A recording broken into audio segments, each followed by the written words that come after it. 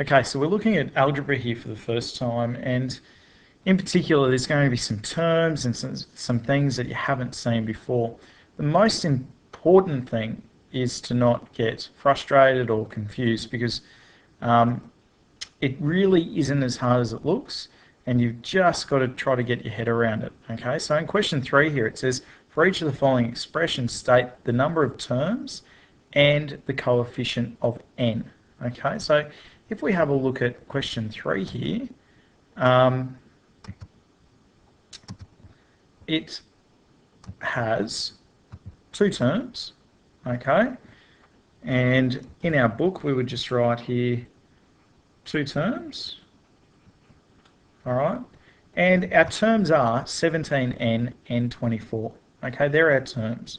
So pretty straightforward. A term, here is a term, that there is a term, that's a term, that there's a term, that's a term. Pretty much all of our different parts of our expressions are terms. Okay. Now a coefficient is the number that goes along with a letter.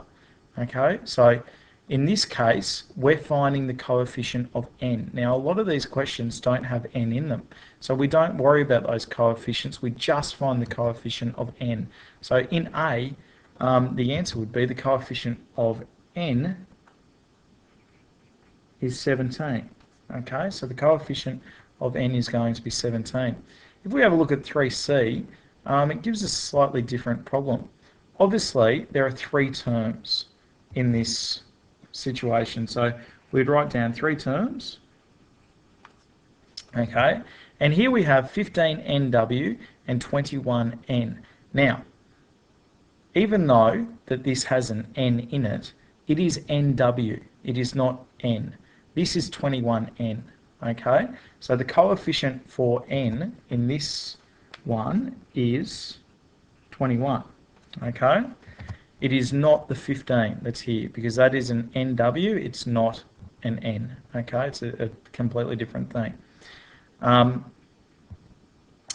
here for question 5, all right, write an expression for each of the following without using the times or divided by symbols.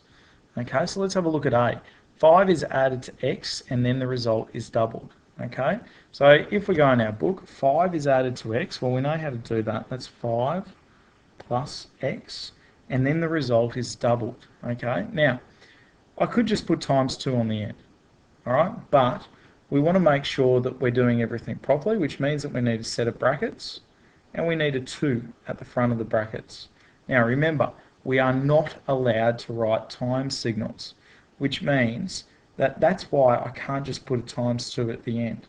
I need to put brackets to show that in between here is going to be times, but when we're doing things like this, and when we've got a number that's right up against a bracket, it always means times. So in this instance, we don't need to write a times symbol in there. For 5G, it says P is halved and then 2 is added.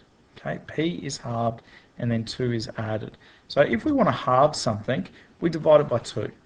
Okay, so P divided by 2. All right, remember a vinculum means divided by, and then 2 is added. Okay, then we put in a plus 2.